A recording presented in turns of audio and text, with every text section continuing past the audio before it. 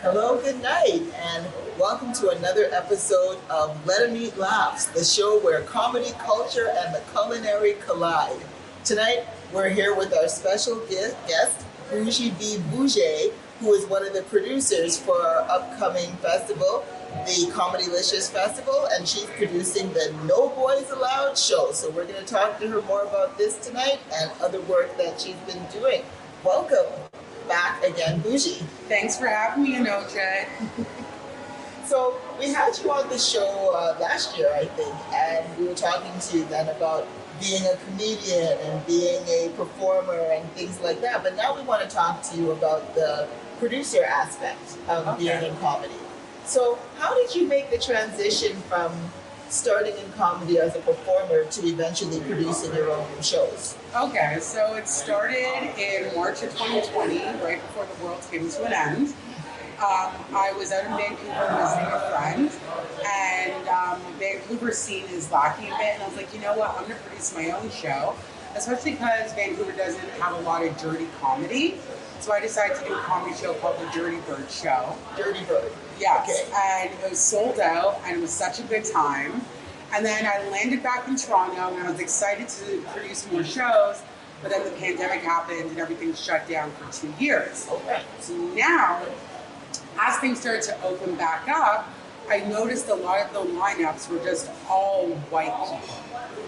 And I'm like, it was kind of annoying, because it was like, I do understand that the industry did reset, but there were so many comics of color that were like killing it the whole time, doing Zoom shows. And like, why are they getting spots? Or there'd only be a spot for like one of us. So then as a joke, I was like, I'm gonna start my own comedy show called Colored Only Comedy. And that started as a joke. And then I was like, I'll do one show. Then I did another show, and then it just took off from there. And then after doing Colored Only for about a year, I decided, you know what, let's do it again, but let's do it with the women, because again, comedy is still very male dominated, and there's so many funny women out there, especially in this city alone. I'm interested in what you said about your time in Vancouver, that you say there's no dirty comedy. So do you think that there's an important need, like there's something missing in the market, but like why is dirty comedy so important? I think it's like, again, you hear so many comedians say it, especially some of the older ones now, like people are very sensitive, you have to be very careful with what you say, especially things like the Me Too movement. So I think what's happened is a lot of people started to shy away from blue comedy. But the thing is, that's kind of comedy I grew up on, and that's the stuff that makes me laugh. So I was like, this is what makes me laugh. And then again, when I produced the show, so many people I asked, like, those shows, like, they're like, why did you choose my show? Like, I'm a nobody, I'm not even from here, I just showed up in your seat. They're like, because we don't get dirty comedy, and we want to laugh at this stuff. They're like, we want to laugh about vaginas and things that go in them. And hey. And you know? Yeah, I think that's important too when you put it like that. I mean, sexuality and debauchery and everything like that, it's such an important part of our lives, but it's the part that we're not even supposed to display, that we actually have it. Without it, none of us would be here. Exactly. That's the first thing. So it seems like if it's such an important part of life, we should be able to talk about it, and we should be able to laugh about it. We should be able to do whatever we want with it. So it's great that you have the courage to be out here filling See what I did there? A need. Filling a need that is clearly not being met. So, how was the Colored Only comedy show first received when you came out? Like, it was such an edgy name, like Colored Only. How did it land? It was received really well. I think the funniest thing was people actually calling and reaching out prior to the show being like, I'm white, but I want to attend. And I was like, of course you can attend. I'm like, everyone is welcome. The name just means I'm only featuring comedians of color. It's the same thing with No Boys Allowed. I also get people messaging me being like, well, this is sexist. No, everyone's welcome to attend. I'm just giving a platform to women because it's actually nice to see coming out of the pandemic there are more women-based shows. Because going into the pandemic, there were only 2, and one of them was produced by a man. 2 shows for women in Toronto? Yeah. That's very surprising. And one of them was like a quarterly. So the monthly was produced by a man who was exploiting women and making all this money. He got like $20 and he was going home with like 2 G's in his pocket. Oh my gosh. Now tell me that's fair. That's not fair. Sorry, I cannot tell you that is fair. Wow, I didn't even know about that. Yeah. Wow. Oh. Right. Well, I like the point that you made, No Boys Allowed, that anybody is welcome to come and support. I mean, money is always welcome, so, buy those tickets. I'm going to take this time to remind you and to let you know that the Comedyliscious episode of No Boys Allowed is happening this month on October the 27th, yeah, which is a Friday night. So what better way to start off your weekend than to come out and support some amazing women doing comedy on stage. And guess what? We're doing a raffle because it is Comedyliscious. We're doing a raffle, so you get a ticket with entry, and you could win your whole tab being paid for. So amazing. Make sure you grab that ticket because again, you might be able to get a free dinner and free drinks. You never and see know. some super funny ladies. Yes, and I'm not just saying you're super funny because we're one of them and 2 of them, not just for that reason, but that's a pretty good reason. Because I'm definitely going to be there. Who else is going to be on the ticket? We're going to have Harpreet Sembi. She's an institution. Lately, she's been spending a lot of time in New York. We have my comedy wife, Sashka DC. If you want to be made to feel uncomfortable, if you want to hear a complaint about life, come on down. And we have the very unapologetic Al Val, who is a trans woman. So again, it's a women's comedy show, but yeah, we can't have a trans woman as a headliner because I don't like when people being like they're a trans woman. A woman is a woman. If you tell me you're a woman, you're a woman. And please believe you're going to be on my show. And you better be good. You better be good on this show.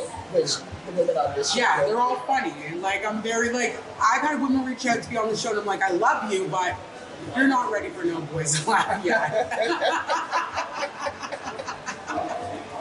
So that's another question. That is it a real challenge finding women to be on your show? Because I know one thing a lot of male producers like to say is we only have one woman on every show because there's just not that many funny women out there.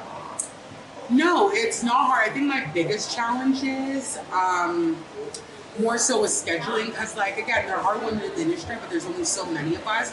So sometimes, like, especially the funniest of the funny, like sometimes trying to lock them down. Like someone like Sabrina Douglas, I would have loved to have her on, but the past 2 years for her have been amazing and she's never in town. And when she is, she's spending time with her family and I get that. So I told her, I guess we'll get you on another one. Yeah, that's true. And I think too, when women get big, they get big and then they just go large. Like somebody like Lou Hersey, she got big and then it was off to America. So we can't have her on either unless she comes to town. I try to snatch her up whenever I can. Because I do love Lulu. She actually did the first edition of Colored Only. Oh yeah? And killed, yeah. Funny enough, she's my uncle's like favorite female comic. Not even me, it's Lou Hersey. Right. Order for the cheese. Oh yeah, bring it on. Bring it on. Bring it Thank on. you. Thank you. Enjoy. Thank you. Cheers. Cheers. So good. So we're out here filming on one of your favorite food streets. Mm-hmm. Do you want to give up the secrets? I'll tell you guys, because again, you couldn't even find it, so No, I say couldn't. you guys will find it. So my favorite street to eat on in Toronto is Baldwin. There's so many hidden gems on the street. Whether you want sushi, I miss margaritas, which used to be across the street. They had amazing Mexican food, and their margaritas were massive. There's Italian, there's barbecue, all sorts of different Asian. Actually, there's actually a Michelin star Thai restaurant.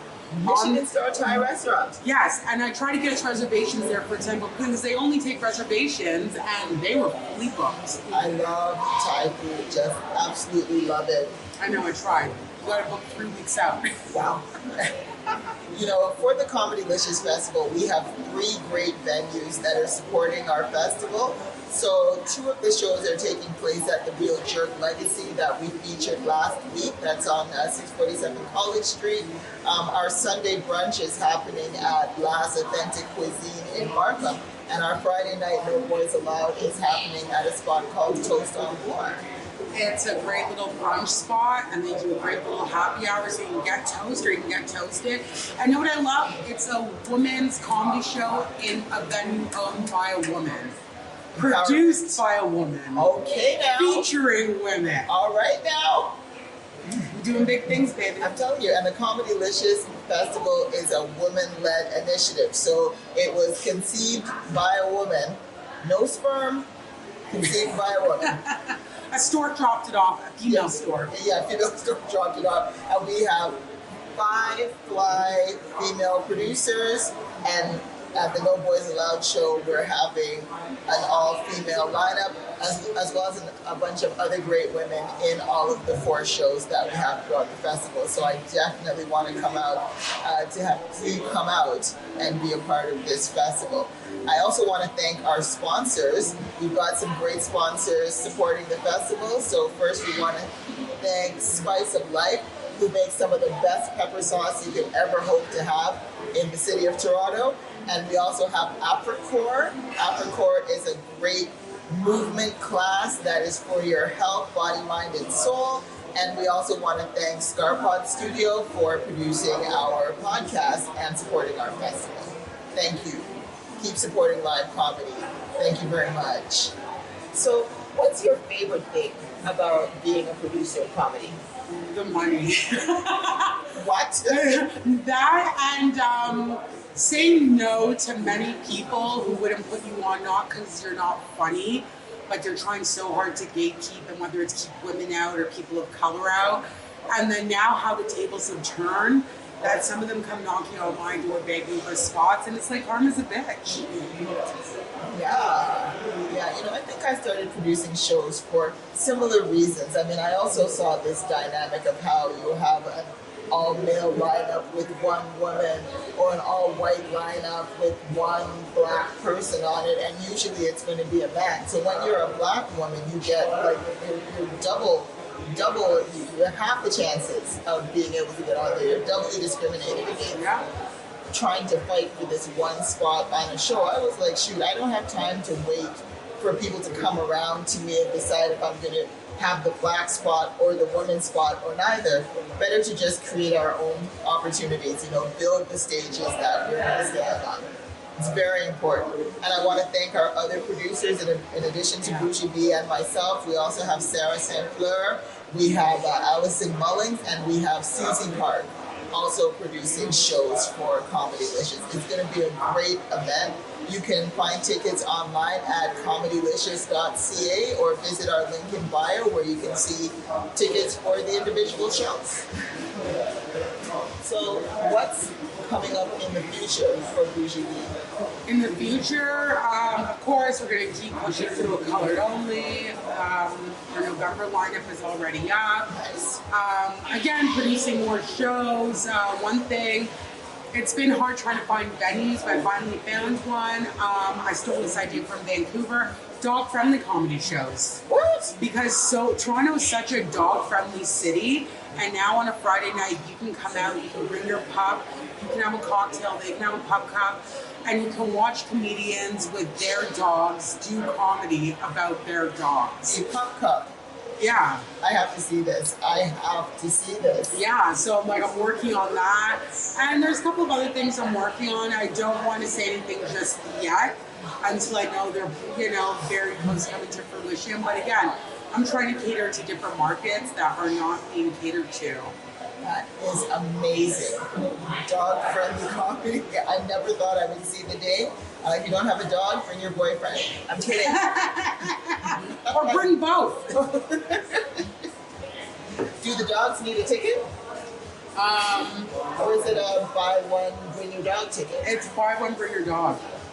As long as your dog's friendly and you clean up after your dog in case they make a mess. And you say you got this idea from Vancouver? Yeah, so here's the thing. Vancouver is not a very dog-friendly city, surprisingly.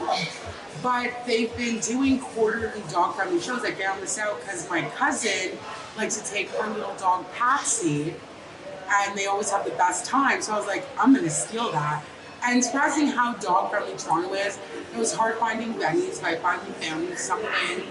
As again, I noticed so many people got dogs during the pandemic, and there's been so many dog-friendly events popping up. Like there's been Woofstock, there's been other dog festivals.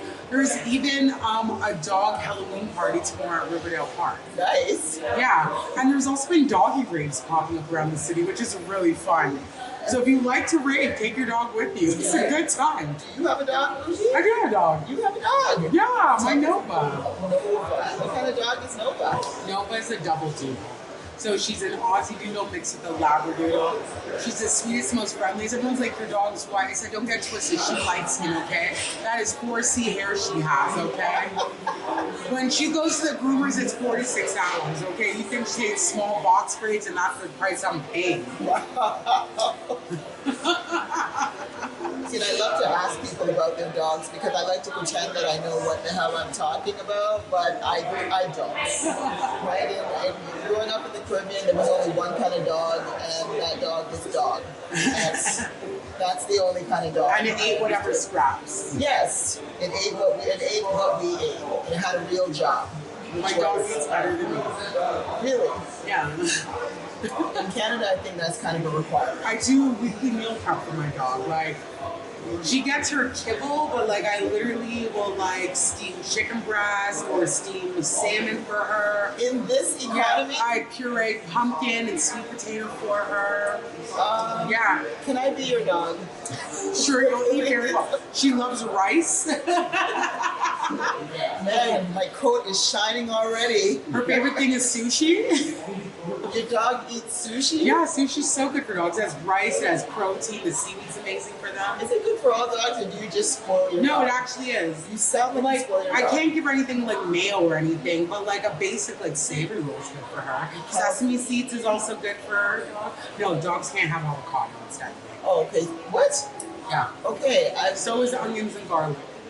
Okay, I've learned some new things about dogs today. So if you have a dog, no avocado, no onions, and no garlic.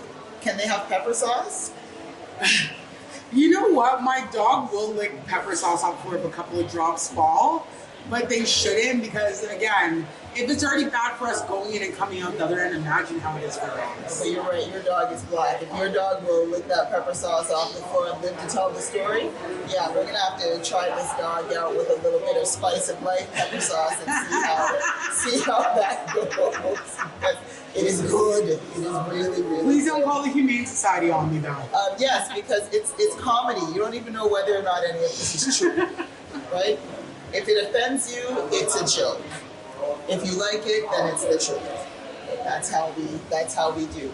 All right, so one more time, let's tell our viewers about our Comedyliscious No Boys Allowed comedy show. Yes, Comedyliscious presents No Boys Allowed comedy show, Friday, October 27th.